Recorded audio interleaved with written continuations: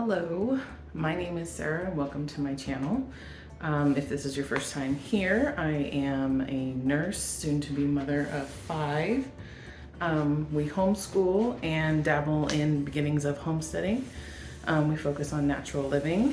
I wanted to do a video to show you the simple things that we use with our babies in our home. Obviously, this is our 5th child, it's not our first rodeo.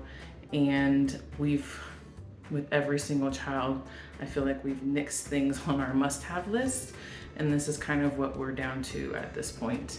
So follow along and see if there's anything that is new for you or may strike your interest.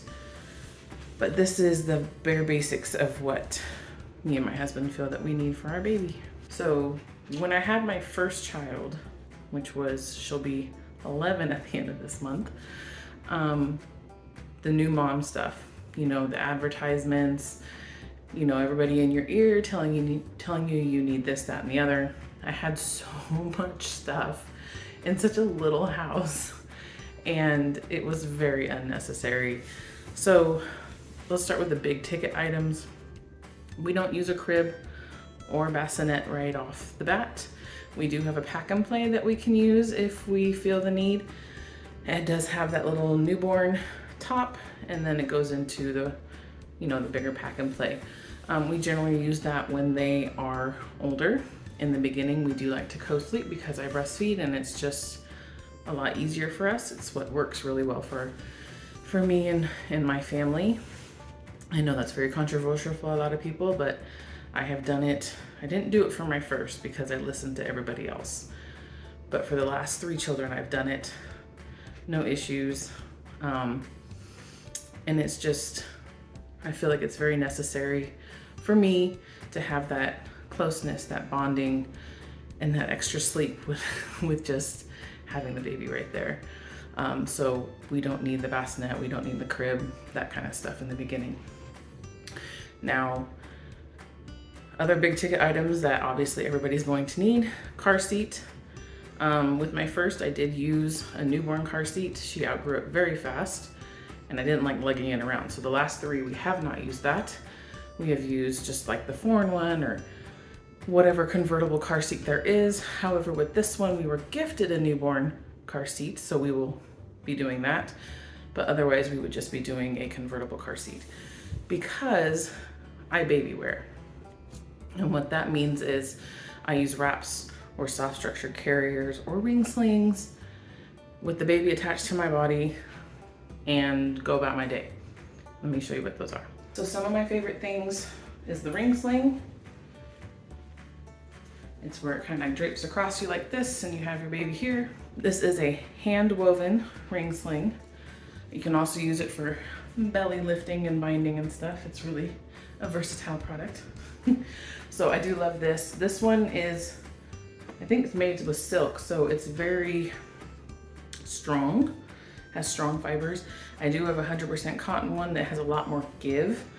So when the baby gets too big, usually around 18, 20 pounds, they kind of start sagging and it's not worth it. So you would start using this. This is also thicker, so it's great for the winter and cooler months, which we're going into right now, with it being the end of September. So this will be good for probably a month or so after baby's born. This is a size 7 wrap. It is not like a Moby or anything. This is another kind of wrap. It's a Didymos. Forgive me if I'm saying that wrong, but it is a size 7. It does hemp cotton blend. It is very, very soft and supple, but the difference with this, it's about the same size as a Moby. Moby may still be a little bigger or any equivalent to that. But with this, it's gonna be stronger, not stretchy like those other types of wraps. So I can use this for a much longer period of time, especially since I have very large babies of almost 12 pounds. My last 2 were 11 and 14 and 11 and 12. So buying stretchy wraps is not very economical for me generally. And then you have soft structured carriers. This is a Tula specifically. This is a standard. They do make free to grows, which I also have. But with this one, while they are newborns until they can hold their heads up, etc., you have this little insert. You put their little legs through here and they're nice and cuddled. And they go into this and you wear them like so. So this works very well too, especially in the colder months because they have all this attached to them. So those are just a few of the wraps that I use, but generally why we don't use the newborn infant car seats. But again, we were blessed and gifted one that we will gladly use until my child outgrows it, which usually is 6 months. So clothing, we don't actually know the gender of this baby. We didn't do any kind of ultrasounds or anything. This is probably the most laxed pregnancy. I'm sure there's a lot of people out there screaming right now hearing that, but there really isn't any research out on ultrasounds that says it's safe. And in my experience, we've been told a lot of wrong information in them, other than the gender of our children, and it wasn't worth the worry for us, nor the cost. So we decided not to do it this time. Will it bite us in the butt? Probably not. There is that rare exception that maybe we missed something, but here we are. So we don't know the gender. We have nice little gender neutral, not necessarily onesies, these are like little sleeper sacks, because when babies come out, they're crunched up like little frog legs. And these are just so simple to change them. So we have about 5 of these. That'll give us a couple days to have friends and family dote us with clothes that they've already said they're going to once they know if it's a boy or a girl. So we have about 5 of these little sleeper sacks. And then I did run across this at the store the other day and I couldn't help it. Pretty gender neutral, pretty cute. It is a 0 to 3 month. Again, we have very large babies. So we really don't want to buy clothing until we know the size and the gender. After our last child, we did give away everything. So we really don't have anything left. We're basically starting from scratch, hence being gifted some things here and there and just buying a few things to start just to see where we're gonna be at. So another big ticket item that we actually do have is a swing. It is in a closet somewhere. We're not pulling it out quite yet. So I don't have it to show you. I can link it in the description if you want, but it is a Graco. We had a swing for the last 4 and we had a Graco then as well, and it died like a week into our 4th baby. And it is a must for us. Our children just love the motion of the swing. And so we went out and bought another one. It actually does disattach and also become a chair with vibration and stuff. And that was important to me. The previous pregnancies, I had a really bad back with sciatica and everything. So I really wasn't able to wear as much as I wanted to in the beginning. Hopefully, so far it'll be different. I am standing here on a bum ankle from when I fell a few days ago. Hopefully that will heal prior to baby coming.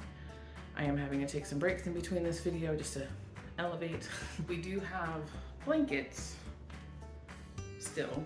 This is a Tula blanket. It's very soft, very thin, lightweight, and very large. We do not swaddle our babies, but if I did, just fold this in half and it would work just fine for a swaddle. Our children just don't stay in them. Doesn't matter how I swaddle. And I used to be a professional swaddler in the military when I worked labor and delivery, so I know how to swaddle. My children just don't like it. So blankets, I also crochet, so I have a bunch of baby blankets that I've made when I was basically bedridden for the 2nd and 3rd pregnancy because of my back and not being able to walk. So blankets, we are good. Definitely something going into the winter with a newborn you want. Diaper bags. This is not the one I'm currently using. This is the one I use when I have a newborn or 2 in diapers because it is ginormous. This is a Jujube. I believe it's the BFF. I've had it. I bought it with my first child. Again, she'll be 11 at the end of this month, September. And this thing has stood the test of time. I have a backpack one that I'm using now. That's a Jujube. Love it just as much. So a good quality, durable thing. The thing that I like about this is that it is machine washable. You literally just empty it, throw it in there, and it's great. Because we all know you have explosions, whether it's a diaper, whether it's a cream, a lotion. We get explosions in our diaper bags. It's good to be able to clean it thoroughly. Another thing that I have found very necessary, at least for the first month or so when you're breastfeeding, is some kind of nursing pillow. The Boppy has been my go-to. I like that you can change the covers. Fits really nice, and it helps prevent like a hunch. Because when you are breastfeeding, you end up hunching over to meet your child half the time. This will bring your child up. However, it's not necessarily necessary. Usually after the first couple weeks, I don't need it anymore. With being my 5th child, I'm used to walking around with a baby on the boob, doing chores. Experience comes with it, but I do like it. Another thing that we tried out a couple babies ago, is the Docker Bot. It's like a little sleeper thing. It's really helpful, especially when you're co-sleeping. If you have a really small baby, putting them in the middle of the bed with this Docker Tot, or if you need to put them down and don't have a swing available, or just you're going on vacation or you're going to a friend's house and they don't have a place to put baby down. It's wonderful. Don't use it too horribly much. I lent it to my sister-in-law who just gave it back, so we have it if we need it. It's not something that I would necessarily need to run out and buy, but it is nice to have something similar or like this. So probably the most important thing, diapers. For the first 2, we cloth diaper. Third one came along while the second was still in cloth diapers. Started too much work for me. I was still working full time. So sanity required disposables. So for the 3rd and the 4th, been using disposables. My 4th is still in pull-ups. She has no interest in body training. We'll get there. But we are going to go back to cloth because it's just more economical in this world today. We already have ginormous totes that we've kept of cloth diapers. So let's just use them.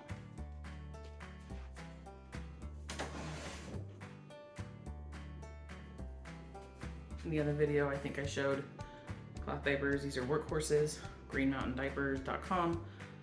These are essentially pre-folds.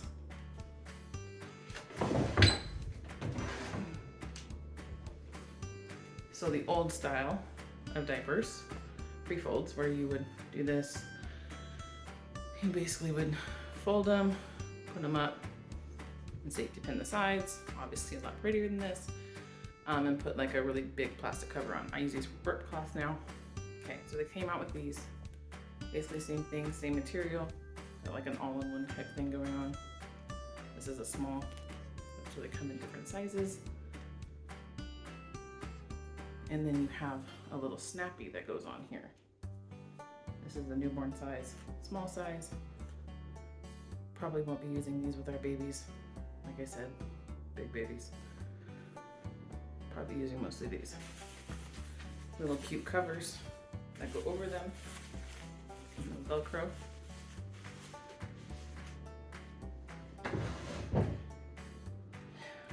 And then, because we cloth diaper, cloth wipes, we'll have a little spray bottle here with some fractionated coconut oil in it or something like that, and some essential oils. You can just spray the diaper or spray the wipe when you're going to use it. It becomes a regular wipe, and that way it can just go into the wet bag just with the diaper. As opposed to disposable wipes, you'll still have to have a trash can and a diaper pail. More economical, no chemicals, all that stuff. And if your first 6 months exclusively breastfed or bottle fed, you don't have to put anything into the toilet. All of this is water soluble. So for the first 6 months, it's really simple. Throw it in the wash, good to go. So some of the things that are different this time, since I'm not working, since I am a stay-at-home mom now, So I don't really need the pump. I still have my pump, but for somebody who's working, that would definitely be an essential to have for baby to build up that stash prior to going back to work. However, you don't want to use it too soon because it can actually hinder milk production. Some of the things you'll notice that we don't use, or that I'm not mentioning really, that's essential, are nursing covers. I'm generally wearing shirts or clothing that are breastfeeding friendly, stuff from like latchmama.com or something, to where it's just easy access and there is no visibility issues. I personally don't like the idea of putting a cover over baby's face when they're eating. Our kids have tongue ties, we get them fixed. So I've been trained that I really need to monitor my child while they're eating, make sure the latch is good. Yes, you can feel it, but it's not something I'm comfortable with. So I just make accommodations in my clothing. If anything, I would just put this over me to kind of cover up if I needed. And then I also have my burp rag right here. Other things we don't use: pacifiers, bottle warmers. Even when, we did use them in the first couple kids, when my husband would have them at night when I would work nights. But he eventually found it easier just to warm it up in the old-fashioned way with a pot and some water on low heat. So if you're on a budget, that's how you could get around that aspect. So basically, 37 weeks. I feel like I'm pretty prepared. I did a video already on the birth kit that we have sitting over by my bed right now. So now we wait for baby. Hopefully a couple more weeks, considering my bum ankle over here from falling. I would like not to be hindered with my movement, but baby's gonna come. I usually hold over to 40 in 3 to 5 days. So hopefully October will be good to us. We'll have our home birth. I'll be able to introduce you to baby. Yeah, let me know if you have any questions.